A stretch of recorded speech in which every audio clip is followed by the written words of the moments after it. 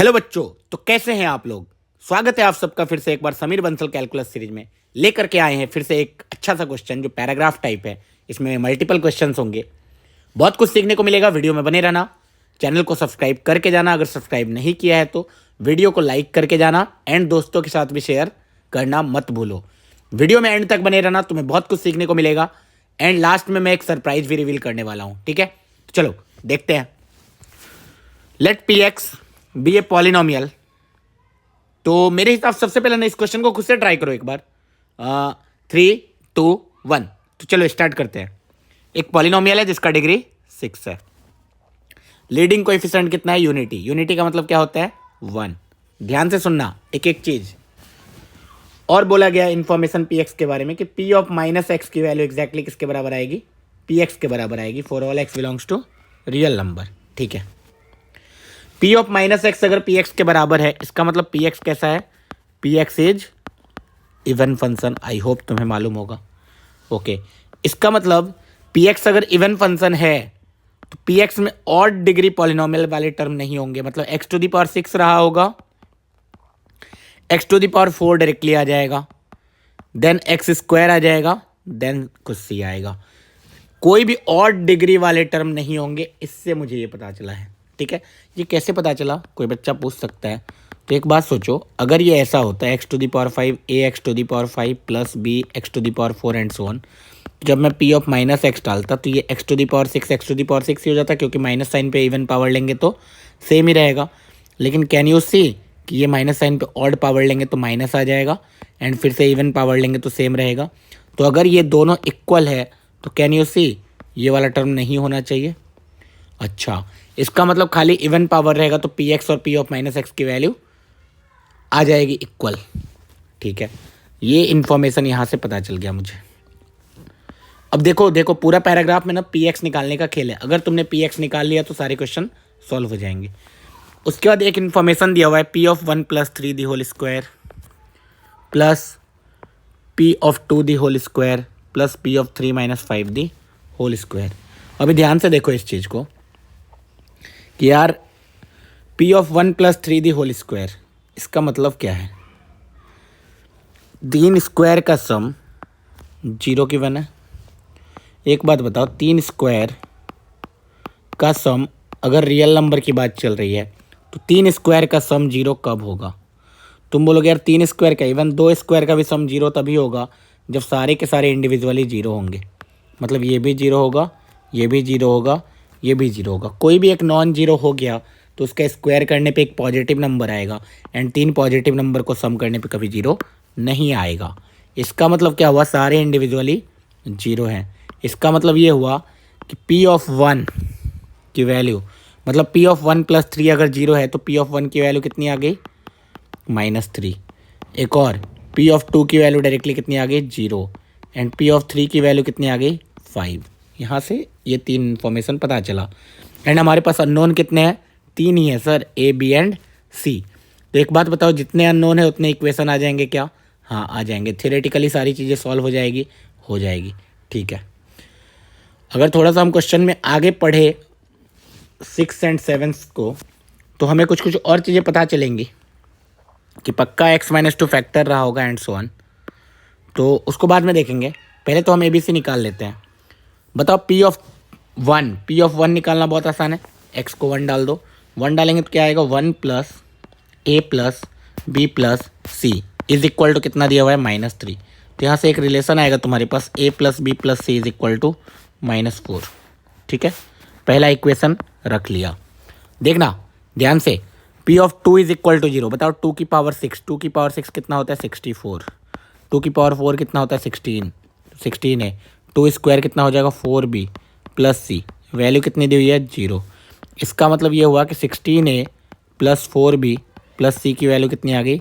-64, ठीक है। ये हो गया तुम्हारी equation number 2। Next, P of 3 is 5। P of 3 to the power 6 कितना आएगा? जल्दी बताओ। 729 I guess. 3 to the power 6, 3 × 3 × 3 × 3 × 3 × 3, 1 2 3 4 5 6 3 9 81 × 9, ठीक है 729। तो 729, एक और इक्वेशन आ रहा है तुम्हारे पास, 729 प्लस 3 to the power 4 कितना आने वाला है, 81। तो 81A plus 3 square 9B plus सी की वैल्यू कितनी आने वाली है, 5 दिया हुआ है उन्होंने। ठीक है, तो यहाँ से तुम्हारे पास एक और इक्वेशन बन के आया, 81A प्लस 9B प्लस सी की वैल्यू कितनी है, 729 उधर जाएगा तो -724 बनेगा। ठीक है, तो आई होप तुम्हें यहाँ तक सब कुछ समझ में आ गया होगा कि हमने कैसे किया, क्या सोच के किया। देखो अल्टीमेटली जो पैराग्राफ दिया हुआ है ना, वो पैराग्राफ से हमें we have to find P x. अभी पी एक्स निकालने के लिए उन्होंने कुछ इन्फॉर्मेशन दिया हुआ था, जिस इन्फॉर्मेशन को हमने यूज किया। पहला इन्फॉर्मेशन था कि पी एक्स एक इवन फंक्शन है। दूसरा इन्फॉर्मेशन था कि पी की 3 इनपुट पे वैल्यू दी हुई थी और हमें 3 ही अननोन चाहिए होते, तो हमने पी एक्स को अज्यूम किया एंड वो 3 अननोन फाइंड करने निकल गया।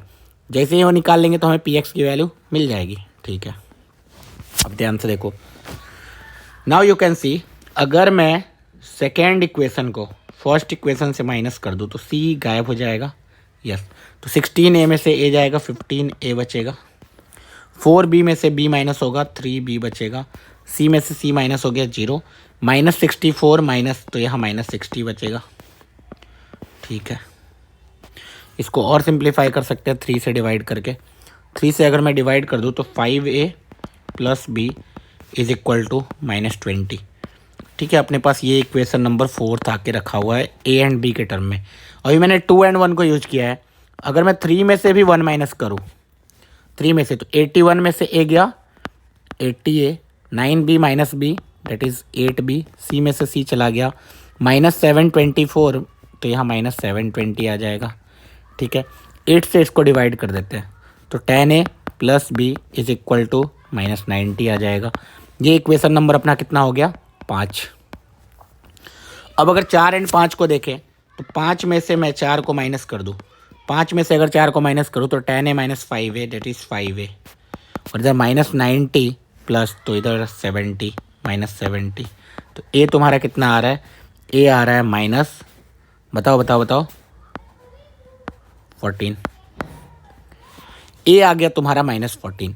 अगर A आ चुका है तो इक्वेशन नंबर 4 से B की वैल्यू कितनी आ रही है, -20 -5A, है ना, -20 -5A 70 के बराबर है, तो ये आ गया 50। इसका मतलब B तुम्हारा कितना आ रहा है, 50। अगर B आ चुका है 50, A आ चुका है -14, तो C आ जाएगा ना, क्योंकि we know A plus B plus C is -4, so C will be equal to -4 -A -B, C is equal to -4 -A that is +14 -B that is -50। तो ये तुम्हारा कितना आ रहा है, C is equal to 10 -50 which is equal to -40। अच्छा, C आ गया, A आ गया, B आ गया, तो इसका मतलब ये पॉलिनोमियल ही आ गया। पॉलिनोमियल क्या आ गया अपने पास, Px is equal to x⁻6 A into x⁴, A is -14, तो -14 into x⁴ plus B into x², B into x² that is equal to 50 into x², then C की वैल्यू कितनी है, -40। ओके, अब देखो ये जो भी Px आ चुका है हमारे पास, अब इसके ना लिमिट्स वगैरह कुछ निकालने हैं। तो अगर ये फैक्टराइज हो जाता ना और मज़ा आ जाता, क्योंकि लिमिट्स में अल्टीमेटली जब वैन लिमिट एक्सटेंडिंग टुवर्ड्स -2 है, एक बात बताओ, तो -2 डालने पे ऊपर 0 आना चाहिए, 0/0 बनना चाहिए, क्योंकि नीचे 0 आ रहा है तो ऊपर भी 0 बनना चाहिए। 0 बनने का मतलब साइन के अंदर 0 आना चाहिए, साइन के अंदर 0 आने का मतलब है -2 डालने पे 0 आना ही चाहिए। ओके, तो देख लेते हैं। अभी देखो कुछ देर के लिए यहाँ x² को कुछ देर के लिए t मान के चलते हैं। तो देखो P ऑफ, मतलब एक नया इक्वेशन आएगा तुम्हारे पास, t³ -14t² plus 50t -40 equal to 0। अगर t की वैल्यू फाइंड आउट करने जाएं तो यहाँ से कुछ आ रहा है क्या, t की वैल्यू अगर मैं 1 डाल दूँ तो 1 -14 प्लस 50 -40 कितना आ रहा है, नहीं आ रहा है क्या, t की वैल्यू अगर मैं -1 डाल दूँ तो -1 -50 -50, ये तो और नहीं आएगा -1। ठीक है, कोई बात नहीं। t की वैल्यू अगर मैं, जैसे वो एक्सटेंडिंग टुवर्ड्स -2 बोल रहे हैं ना, -2 डाल रहे हैं, x अगर -2 है तो t कितना हो सकता है 4।